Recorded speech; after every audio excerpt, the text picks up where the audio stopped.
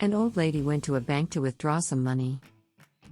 An old lady went to a bank intending to withdraw money.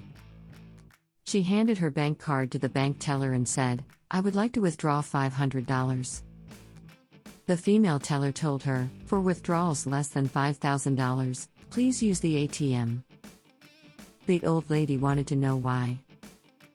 The teller returned her bank card and irritably told her, "These are rules. Please leave if there is no other matter. There is a long line of customers behind you."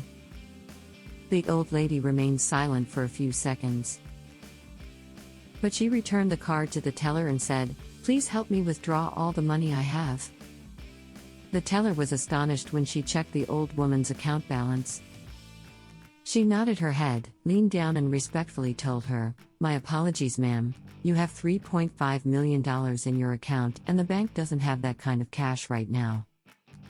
Could you make an appointment and come again tomorrow?" The old lady then asked how much she could withdraw immediately. The teller told her, "Any amount up to $300,000.